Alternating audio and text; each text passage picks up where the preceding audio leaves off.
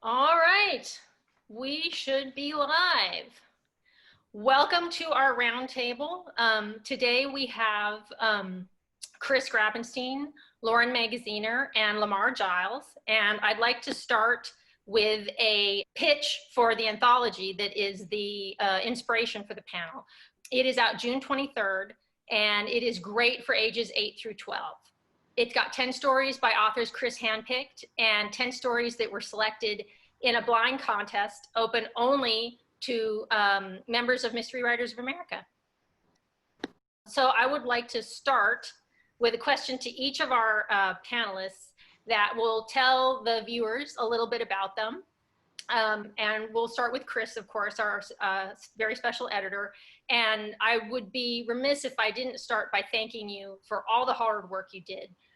There isn't a single story in the anthology that you didn't edit and work on and shape.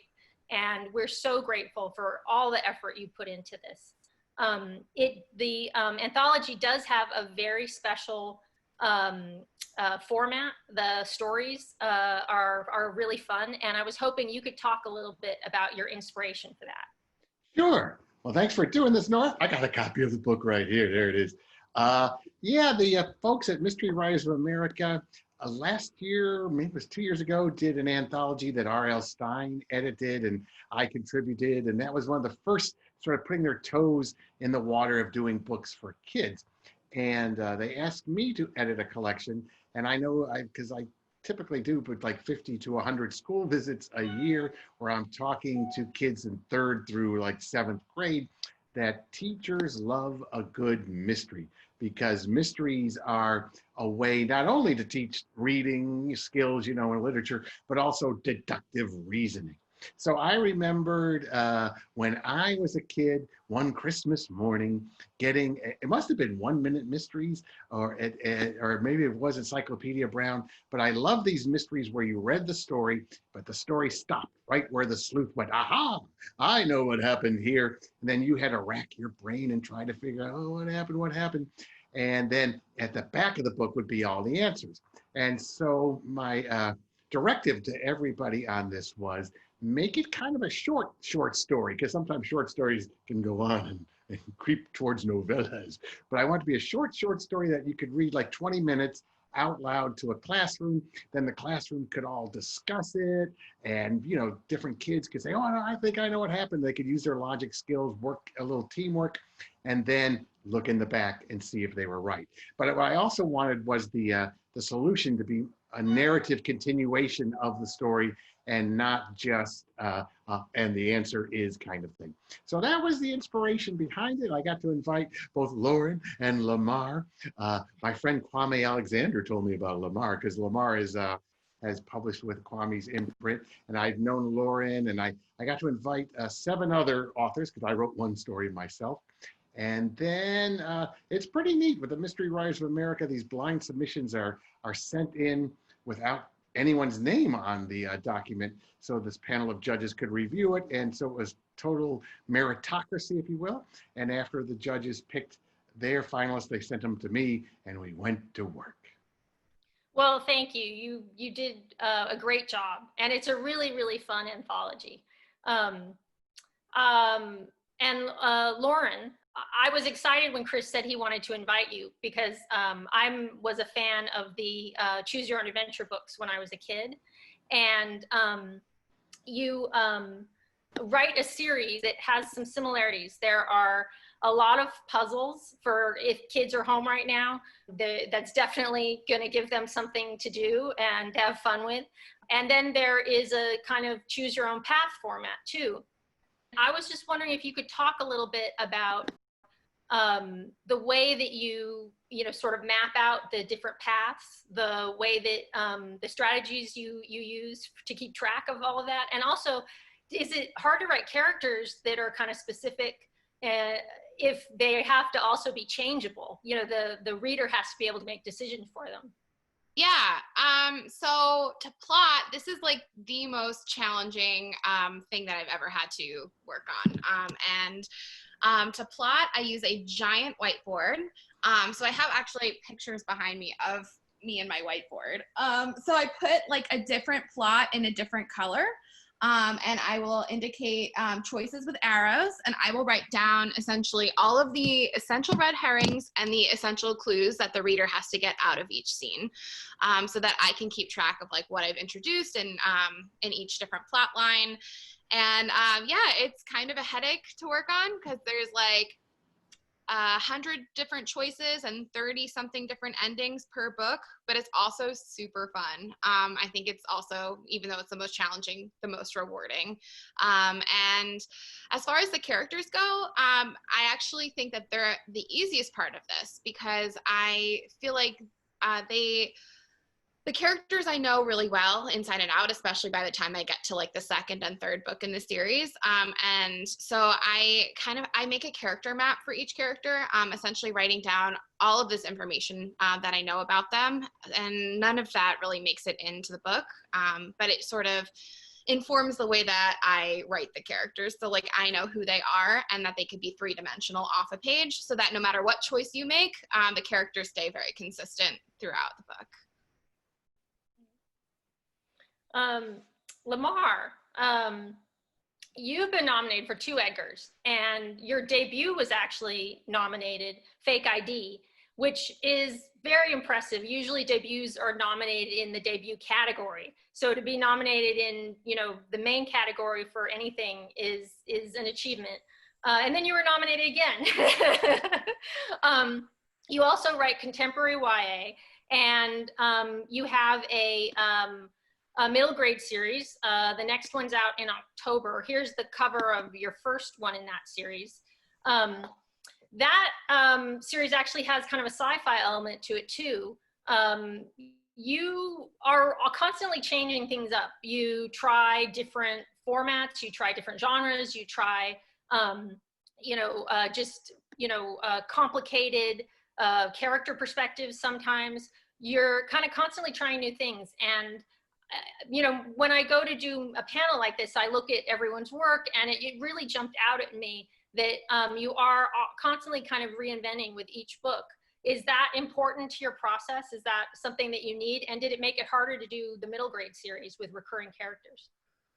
Well, I don't know if it's something I need. I tend to do it and get into the middle of it and wonder if it's more delusional than determination, because I start to feel a little overwhelmed when I'm switching between things like that. It always feels a little overwhelming until I figure it out. And then at that point, it's like, I'm glad I tried something different, and particularly when it's successful and the readers enjoy it. So it's something I keep doing. I keep trying different things. I always say I want to be around long enough to do everything. It's always scary when you do something a little different, but I find it's very rewarding. And so it's fun for me in that regard, but it's always a little scary in the middle. And as far as writing a series, it's incredibly fun to keep writing Otto and Sheed. And here's the cover of the new book, The Last Mirror on the Left, which will be out in October.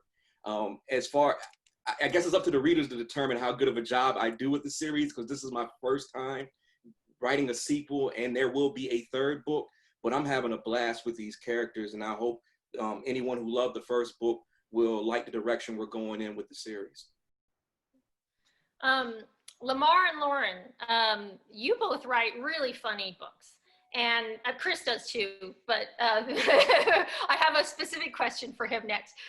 So for your question, you know, Lamar, even when you're writing the YA and it's kind of heavier themes, it's still hilarious. And Lauren, your books, even your standalone middle grade novels like Pilfer Academy and stuff are hysterical. How do you write humor for specific age groups? You know, can you be strategic about that? Can you think, okay, I'm writing for this age, therefore I need to be this way, or does that make it inauthentic? Lauren, please. To be honest, I actually, the jokes I write are the things that I find funny. I find that if I'm laughing, that, you know, hopefully someone else will be laughing. That's, I think, the best way to approach humor. What do you think, Lamar? I was going to say the exact same thing. I find myself, if I'm writing middle grade, I tend to think about what I thought was funny at that age. And then when I'm writing young adult, I tend to think the same thing and try to construct the humor within whatever that framework is. I always feel like if I'm chuckling, even particularly when I'm writing it, then maybe it'll hit with the reader too. Yeah, totally agreed. Chris, your story for the anthology, Snow Devils, you bring back characters that you've written about before, Riley Mack and his crew, and in the story, one of their friends is falsely accused of a crime at their school, and the crew kind of comes together to prove his innocence. I will let you talk a little bit about what the crime is, and I know from talking to you, emailing, that it was based on something real, and if you could talk about that, and then, just anything you want to talk about, bringing those characters back and what was great about them, why you wanted to go back to them.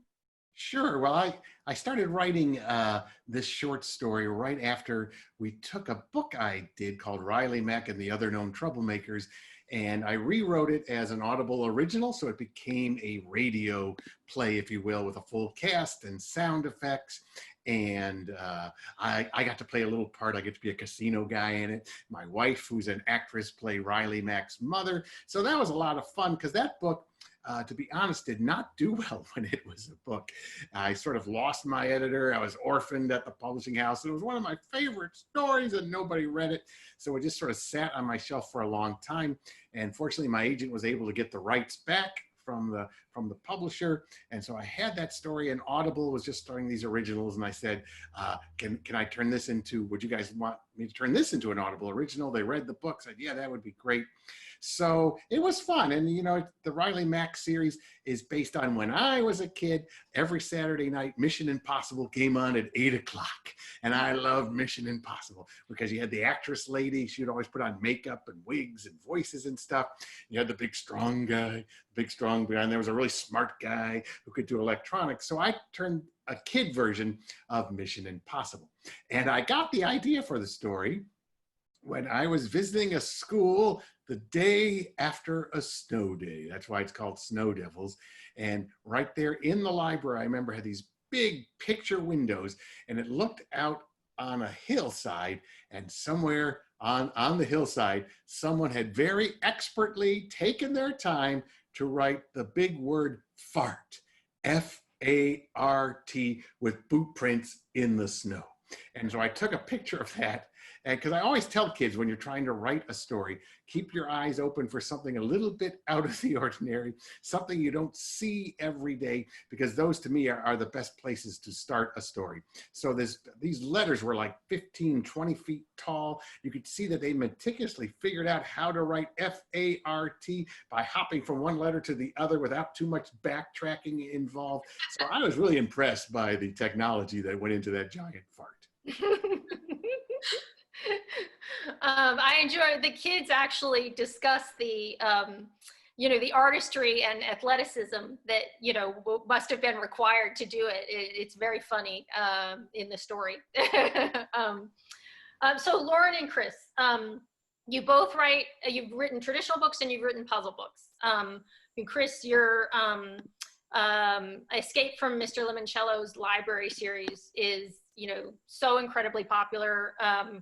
A Nickelodeon movie, gazillion trillion copies sold. And Lauren, obviously the Case Closed series have puzzles in them. So I wanted to ask you guys, when you're writing traditional books or you're writing puzzle books, is there one you prefer? And do you have any tips for writers who might be interested in writing one, or kids who might be interested in solving them? Lauren, you want to go first? You can start, Chris. I'll go first. Well, I kind of think that puzzle books are very similar to the mysteries. I started my career writing adult mysteries, the John C. Pack mysteries. And whenever I wrote those, I would always start the process by figuring out exactly what happened in the crime, and I would write sort of a memo to myself. Here's exactly what happened, the specifics, time of day, where it took place, etc. And then I would work backwards from that. So when it came time to write Escape from Mr. Limoncello's library, part of it was inspired by the League of Red-Headed Gentlemen, that great Sherlock Holmes story about this these people had dug a tunnel into a place. And with all puzzle mysteries, and I tell kids this, you write backwards. You know what the answer is before you get started. So if you know the way and how to get out of Mr. Lemoncello's library before you even get started, then all the clues that you are leaving along the way, and that's what it is. It's a lot like writing a traditional mystery where you're leaving clues that you know will lead to the end, but you have to put in a few more puzzles along the way to make it interesting. And the kids always say, how'd you come up with all those puzzles? How'd you come up with all those puzzles? I said, well, it's just like a teacher writing a test in school. You know what the answer is before you write the question. So it's easy to look like a genius, like, oh, it led to the answer. So it's all working backwards is my advice. My mentality when I approach the puzzles is that I'm like trying to create an escape room in book form. So when I am taking my characters and the reader along for the mystery, it's like I have to put, locked doors and all sorts of like obstacles in your path before you can, get to solve the mystery. So yeah, for me, like the puzzles, I do a lot of puzzles for fun. So I feel like I have at my disposal word puzzles, logic puzzles, math puzzles, ciphers that, I can recall and, adapt or change. And so one of my recommendations for anybody who wants to write a puzzle book is to do a lot of puzzles yourself, and also to try to vary up the puzzles that are in your books, because I think it makes it more interesting and more fun. And, I hear from kids sometimes, like kids who don't think that they're, math people, that they're very grateful that I have word puzzles, and people who, the opposite is true too. People who love math are like really happy to have a math puzzle in there. So the more variation in your puzzles, I think the more readers you please. And yeah, I feel like there's something else. Well, it sounds like, Lauren, you were already a fan of puzzles. Like you were kind of a puzzle person. Yeah, I was a huge puzzle person. When I was in elementary school, I had this math teacher, same math teacher for 4 years.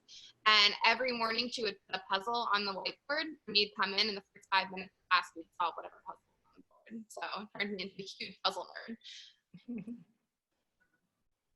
nerd. Lamar, I wanted to ask you, so in your YA books, you have heavier themes as is appropriate for an older age group, and the kids are tackling identity issues and all things. I mean, in middle age, I'm tackling identity issues, so I guess it isn't unique to teenagers. But I do think that those books are really well plotted, and they're just really engaging and fun to read, but they definitely tackle more serious subjects than the middle grade books.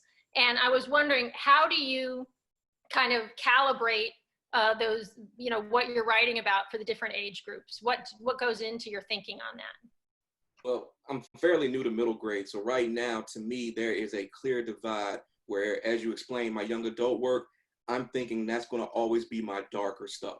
For one, most of those are murder mysteries. So every theme involved is going to be up to or above the level of murder. So we're already really intense. My experience with middle grade, being new at this, I was thinking I just want to do something that's fun, no matter what sort of theme I'm trying to deal with. And there's stuff like, especially in the new books, incarceration, gentrification. I still want to work those into a fun framework, because I'm thinking about when I'm in schools and I'm in front of these kids, I want them to have a good time. I want to see them laugh. That's been some of the best experiences I've had since the first book in the middle grade series comes out. So maybe someday I'll figure out a way to approach darker things for the younger crowd. But right now, I just want to have fun with that group. Well, I was looking on your Wikipedia page, and it says that you wrote your first book when you were 14. Is that true? Okay, so I started it when I was 14. I did not complete it. I did not type the end until I was 17. And that book was fairly horrible. It was pretty much a mashup of everybody I was reading at the time. So I was ripping off everybody. I was ripping off Stephen King. I was ripping off Tanana Reed Dew. I was ripping off H.P. Lovecraft. I was ripping off F. Paul Wilson. So it's this big mashup mess that I would be ashamed to show anybody now, but it was also a huge accomplishment. I felt like I climbed my first mountain. And as soon as I hit the end, I started writing the second book and just never really stopped. Well, Lauren and Chris, do you have stories like that about the first book you tried to write and, you know, was it good? No, definitely not. See, I always knew I wanted to be a writer since like I was 10 years old, and I had a 7th grade English teacher who liked what I wrote so much. She wrote in the margins of my paper, "You will make your living as a writer someday." But I think my bent was always more towards like television and skits. I first originally moved to New York City to do improvisational comedy, and I wrote for the Muppets, and I wrote a made-for-TV movie called A Christmas Gift starring John Denver. And then I sort of fell into advertising, and I wrote commercials for almost 20 years. And my first boss was James Patterson. So that's how come he and I write books together.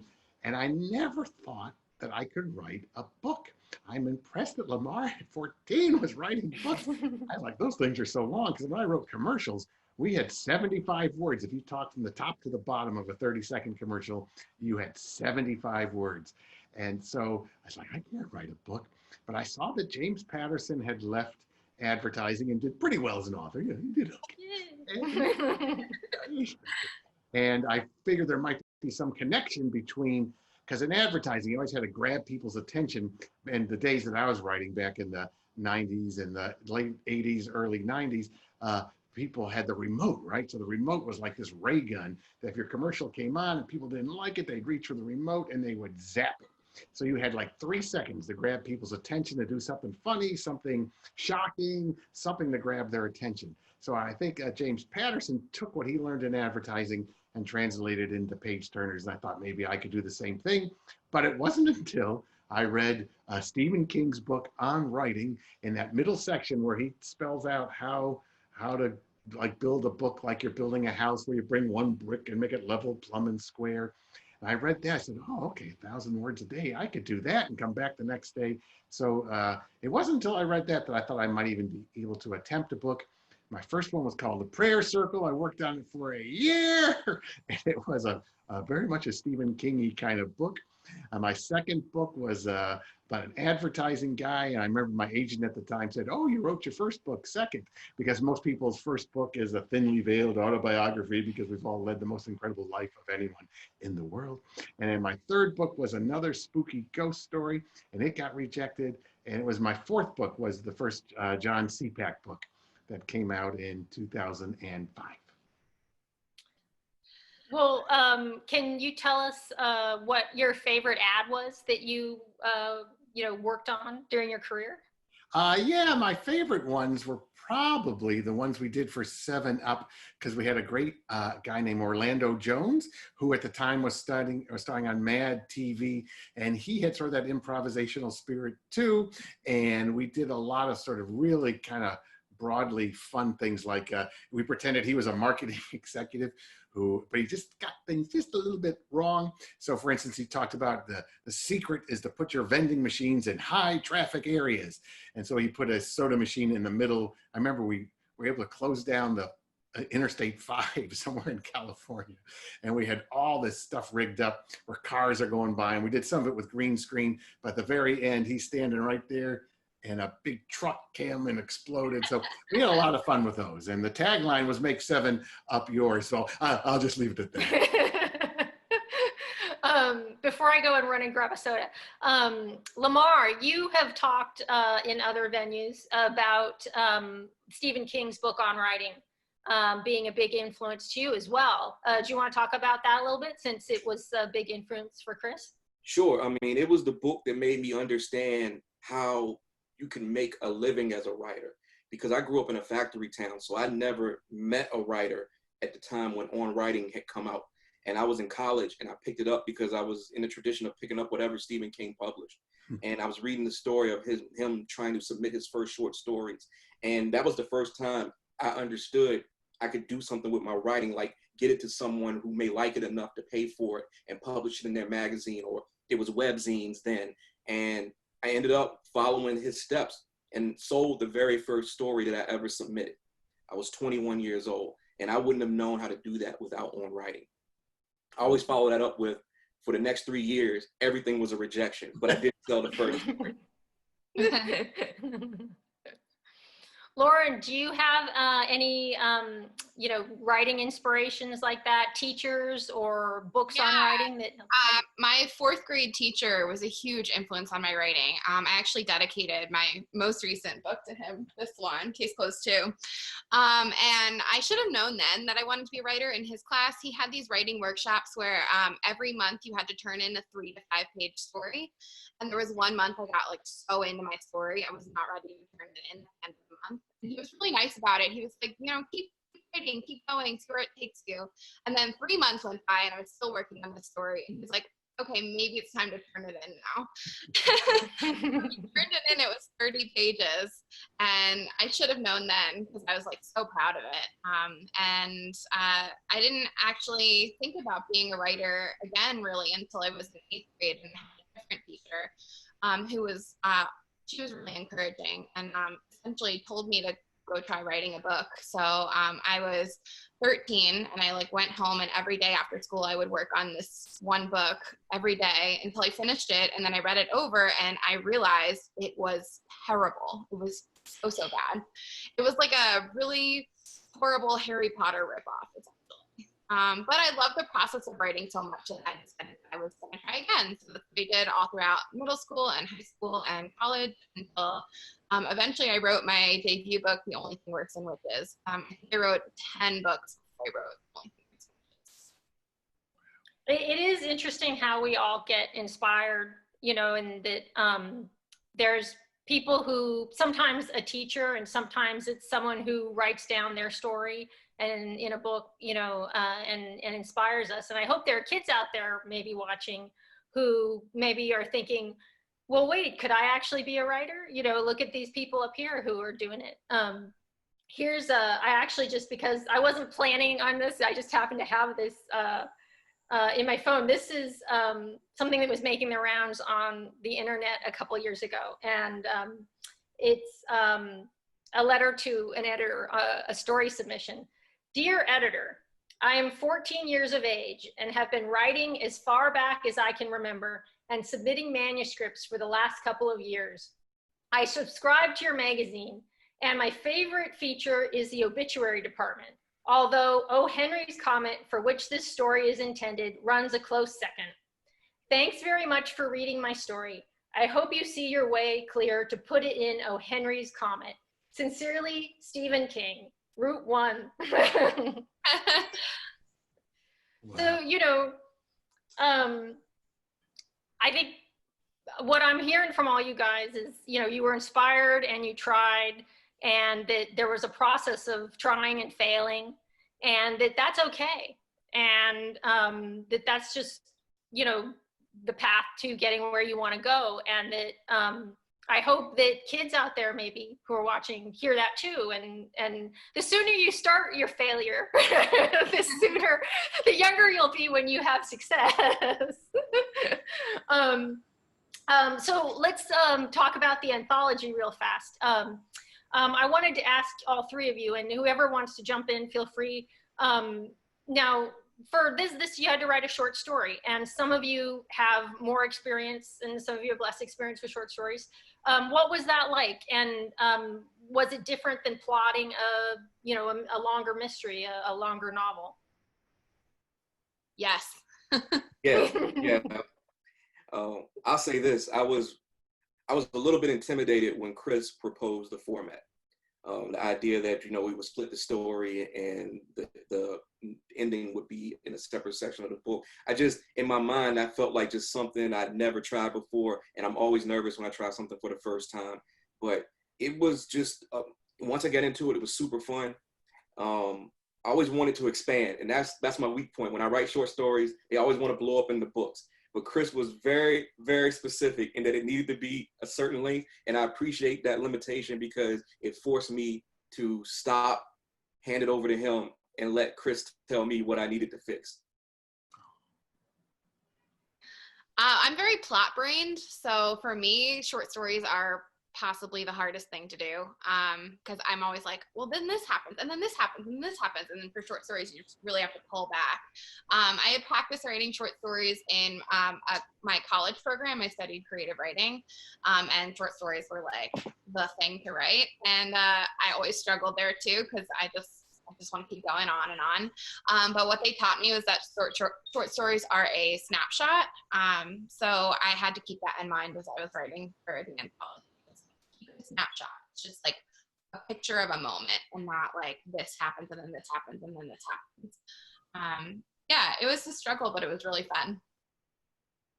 I think I was, I've only written like 4 or 5, I think, short stories, but I remember my parents had a collection of O. Henry short stories when I was a kid. And so I guess that's always been my model, where everything in it leads up to this one epiphany or one little twist at the end. But what's neat to think about, because we're all talking about Stephen King, is the best Stephen King movies kind of came out of his short stories, I think. And I think that's often true, because with movies, they can visually expand your story, as opposed to if they have a novel and they want to make a movie, like when they did the Limoncello movie, it was like a 60-page script that they made from a 300-page book. So you've got to cut 4/5 of everything that was in the book. So it's an interesting discipline. And it was a lot of fun to work with everybody on these ones. I love the way that it cuts off, and then you try to, I'm reading it now. I'm having a lot of fun trying to like figure it out. I don't know how successful I am though. Some of them are hard. Some of them are hard, yeah. And some are just fun. But they're all fair. They're all Yeah. good. Yeah. Once I read the endings, I'm like, oh, of course. But yeah. Yeah, that was one of my main things that I insisted on when I was editing, that this has to be a fair play mystery. There has to be some way for the kids or the reader to figure this out. You can't, because I hate mysteries that just like, oh, and it drops something in at the end, some kind of Deus Ex Machina at the end that just sort of, oh, I didn't see that. Yeah. So it had to be solvable in some regard. Chris, can I ask you real fast? You have Shine out right now. And I was wondering, what's it like having a new book out in this crazy new world? Yeah, it was interesting. We're finding out, and this is kind of sad, this is for all my writer friends, because I was just talking to my editor yesterday, that if you are a somewhat established author, right now middle grade books, what we call middle grade books, have actually had a 17% increase, but it's mostly among authors who people know. So I'm very fortunate that people know the Limoncello books, so they like those, and they say, well, what else did this guy do? Because I like that book. So that's been very good. My wife and I, because I wrote this one with my wife, JJ, we went to Michigan on, right at that time, right before Tom Hanks. I always think Tom Hanks was like the turning point. This thing's ruined. We went to Michigan, and there's all these pictures of us with kids. I'm like, oh, kids. And it's like, oh, man. So, and Michigan was one of the hot spots. So we did that up to March 11th. And then we came home. So we had to cut out the tour completely. But actually, Shine has done pretty well in the stay-at-home time. And we've tried to compensate for the fact that we can't go to schools by, we've done some really long videos where we kind of compressed our school presentation into a 30-minute video. I did the same thing for Limoncello. I did another like 30-minute video with all the stuff that kids always ask about Limoncello. I sort of answered it all in a 30-minute video.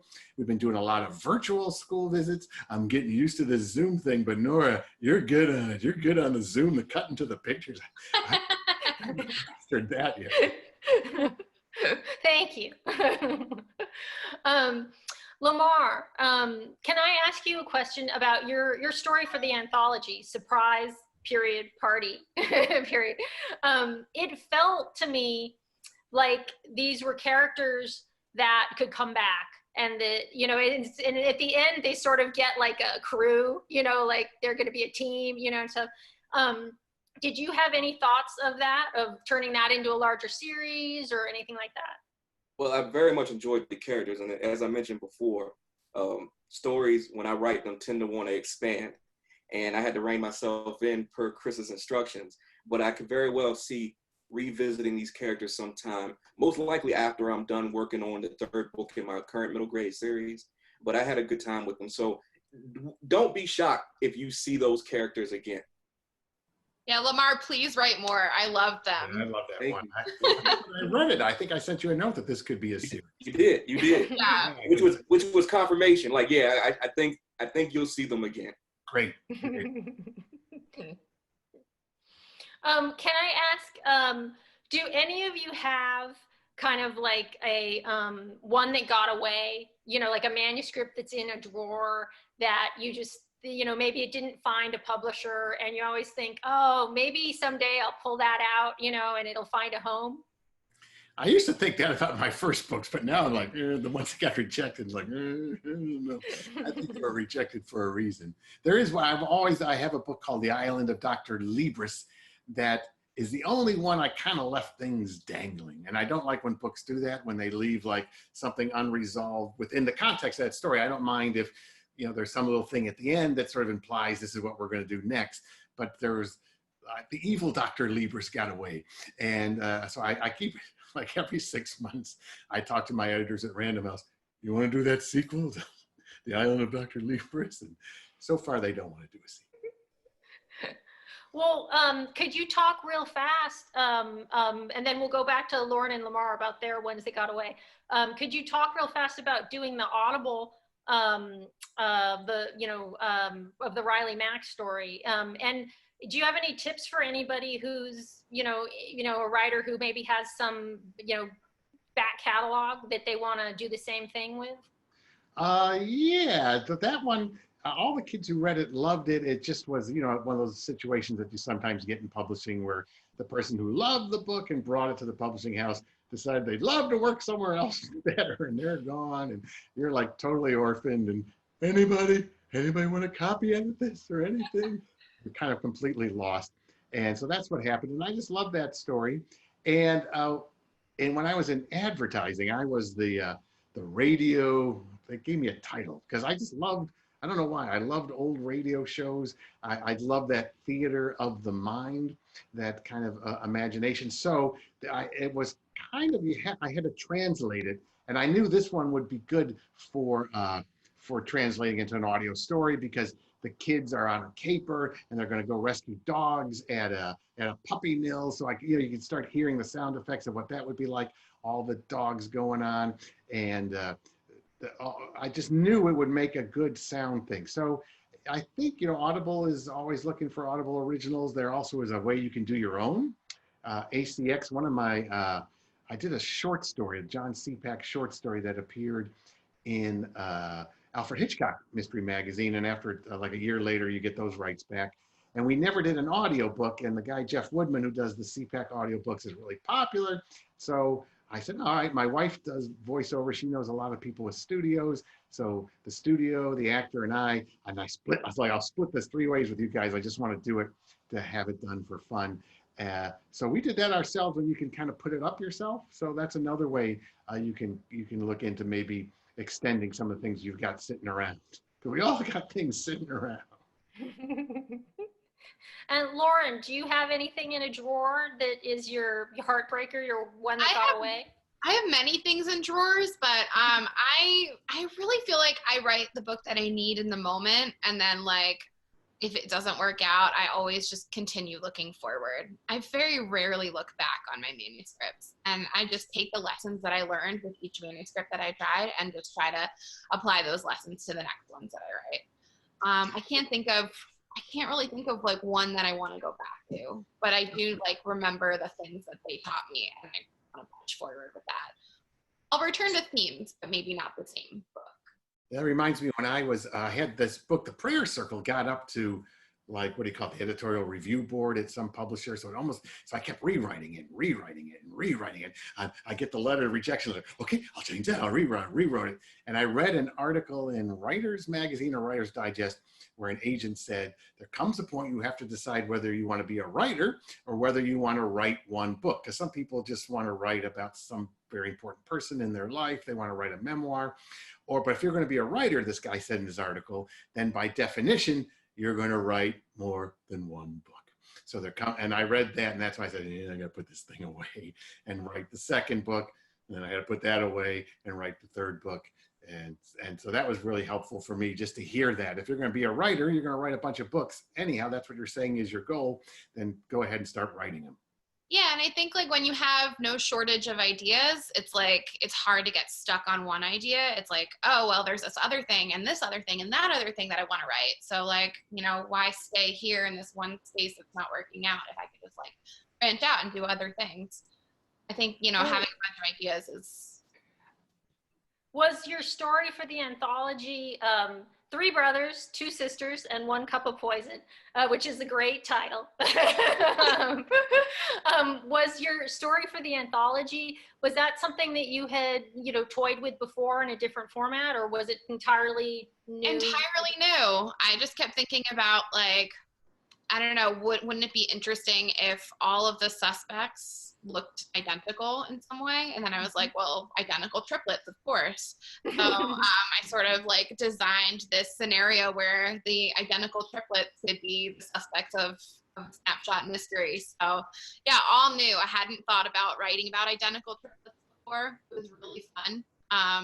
There's like for who hasn't read it, there's like a triplet who's really, really happy, a triplet who's very even-keeled, and a triplet who's very miserable and grumpy. So it was kind of fun because they all look alike, but then they just have very different dispositions. And they can impersonate each other. They do.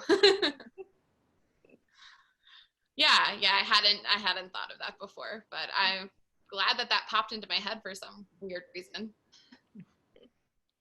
Lamar, do you have any manuscripts under the bed or in a drawer that, you know, you still hope someday you might find a home, or broke your heart? I actually have an adult urban fantasy novel that I restructured as a graphic novel proposal a couple of years back. I would love to try that format, but I'm also concerned if it's really good because it's one of the older books. It seems fun to me, but I'm trying not to have that blind spot. I recognize I've improved quite a bit since those days of writing, and even though that idea still feels attractive to me, I'm not really sure it's that great. And it's because it's old, some of the themes I've seen done in other fantasy work over the years. So I'm like, is it even if it's good, is it a retread? So maybe I'll get to it one day, but lately I'm just been sticking with the new ideas. Are you interested in writing adult books in general?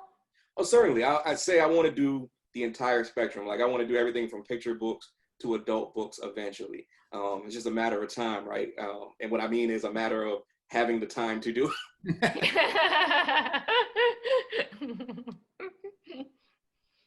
Well, before we adjourn, I wanted to ask you all one question, and it's the question I always end every panel with, and that's, can you talk a little bit about what you're working on and what's coming out next? Yes. I do too much.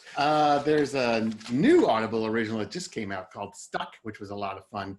I don't know, this just came to me because when I was in 6th, 7th grade, there was a bully who picked on me. No, 6th grade, and I did not want to go to middle school because I knew this bully was going to get me when I got to middle school. So I kind of said, what if there was a kid who could make a wish on his 11th birthday to never grow up? And so that's what our hero does in this story. So it's kind of Peter Pan meets Groundhog Day. So it's fun at first. He stays in 5th grade forever, but then like his little sister becomes his big sister. All of his friends are going off to college. So that one just came out. I have my little list because I can never remember. There's a new Treasure Hunters book coming out in next week. Oh, look at that, next week. And I did. And that's the series you co-write with James Patterson, right? Yeah, that's the 7th one in that series, I think. And they're going to go to Australia this time. It's called The Plunder Down Under. Could not resist that title. And then, of course, our book comes out on June 23rd. Then there's going to be a 5th Lemoncello book in August called Mr. Lemoncello and the Titanium Ticket. And then in September, the 3rd Max Einstein book, another one I do with James Patterson's coming out. Max Einstein Saves the Future. And then I'm really excited in November, except I'm not excited. It comes out on Election Day. There's a book called The Smartest Kid in the Universe, where I got the idea. I watched this TED Talk, and there's this guy from MIT I think his name is Blackbridge because I called him Negroponte in the book. He predicted things like GPS and self-driving cars and those, the easy pass lanes. So he's been right, and everyone laughed at him every time. He said, "We will read books and newspapers on computer devices." And everyone, "You're a fool, you're a fool." But then, so now everything he's predicted's come true. They said, "Well, what's going to happen next?" And he said that the next big thing in 10 or 20 years will be ingestible knowledge, that you take a pill and you eat it and you know Shakespeare. You take another pill, you eat it, you know advanced calculus. So I said, what if there was this kind of wacky professor who created jelly beans that could make you instantly smart, and this boy, my hero, finds them and he eats the whole jar and he becomes the smartest kid in the universe. So that's the next one. And then I'm working on a book called Dog Squad for next year. And then we're already working on Smartest Kid 2. So there's too much going on, too much. Well, I'll ask one more question too. Because when I was a kid, I loved the Choose Your Own Adventure novels. And this is kind of a nod to Lauren and her Choose Your Own Path series. But the great thing about those is that they were all different genres, no recurring characters. So whenever I walked into a new social situation, which is always uncomfortable for a kid, maybe more so for me as a kid, I don't know, but I could instantly kind of suss out who was who by, just saying, "So what's your favorite Choose Your Own Adventure novel?" And I just get an instant read on who they were. So if you had one, or if they kind of weren't on your radar, is there a genre that you really liked when you were a kid? Like maybe when you were 10, what was your favorite genre? Me, well, this is where I always have to admit how old I am. Because when I was in the age that all my readers are now, we did not read books in school. Somehow they had sold this bill of goods on something called SRA, which was this big box of color-coded essays where you read the red ones and you answered all these questions. I think they were trying to train us to take the SAT test, because you weren't reading the get into character and story. You would read like 5 pages. There'd be a bunch of questions. You'd have to answer them. And then you would move up to silver and gold, someone told me, were the top ones. And then maybe you'd get to read a book like The Red Badge of Courage. Good times, a little Civil War. So fun. When I was 10, and that's why I have right back there, these are all my mad books back there. When I was 10 years old, I got my first subscription to Mad Magazine. I saved my allowance and whatever money I made all year. In the summer, I'd go out and buy Mad books. And that taught me more about writing and humor and the power of words than anything else. So now I've been doing a lot of remedial reading, trying to read all the books I should have read when I was a kid. Lauren, Lamar, do you want to tell us what you're working on and what your favorite genre was when you were a kid, or your Choose Your Own Adventure novel? You can go, Lamar. Sure. Well, I'm working on the middle grade series. So again, The Last Mirror on the Left will be out in October. And the boys, Otto and Sheet, are going to be traveling to a different dimension to track down a fugitive gang in this one. So a lot of weirdness there. We're going to keep the weird theme going. And I'm currently working on the 3rd book in the series, which is called The Last Chance for Logan County. And that should be out, I'm assuming, next October. And as far as favorite genre and Choose Your Own Adventure, I loved horror novels when I was a kid. But if I'm thinking specifically Choose Your Own Adventure, one that sticks out to me was, I think it was called The Secret of the Ninja, because oh yeah, it was the 80s, and I was obsessed with anything ninja. So there was like a whole bunch of ninja movies, and so when I saw a Choose Your Own Adventure about ninjas, I really gravitated towards that. I don't remember anything about it now, just that there was a ninja on the cover. Lauren, how about you? So I am working on, well, actually I have just finished Case Closed 3. So that's off to the printer, woo! And it comes out this summer. It comes out on August 11th. So Case Closed 3 is called Haunting at the Hotel. It is about a haunting at a hotel, surprisingly enough. So this one is really fun. Also very challenging, right? Because in addition to having the path element and the mystery element, it's also now a horror thriller element with ghost haunting. So lots of puzzles, still lots of choices.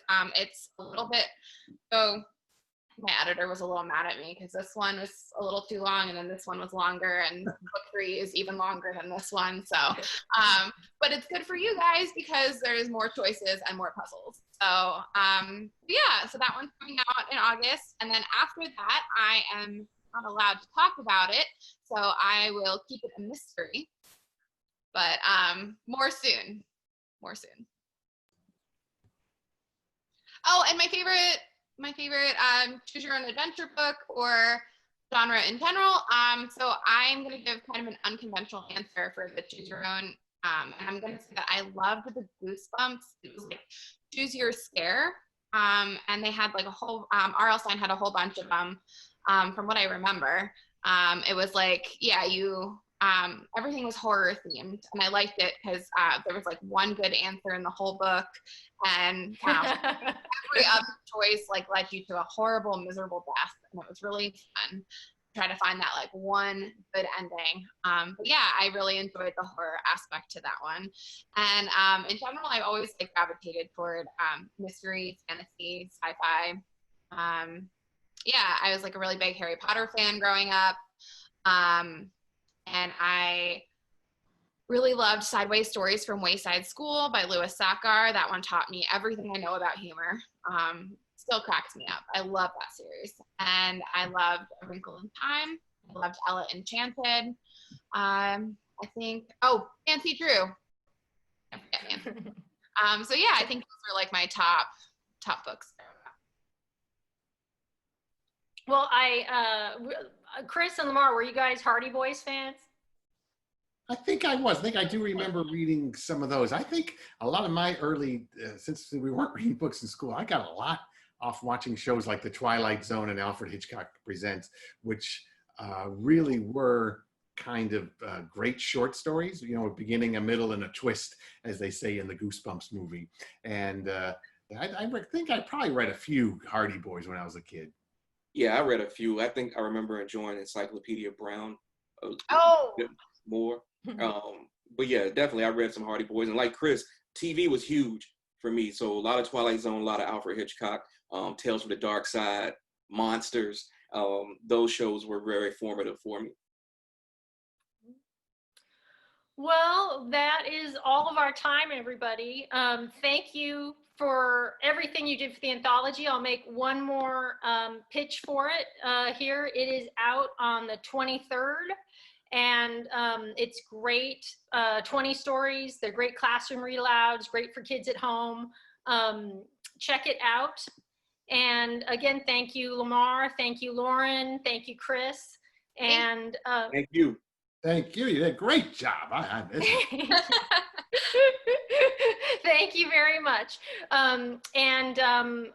This will be, it has been recorded, and it will show up on the Mystery Writers of America YouTube page for anyone who wants to go back and check it out. Otherwise, thank you, everyone. Thanks for joining us, and have a great day. Same to you. Thank you. Bye everybody. Bye, everybody.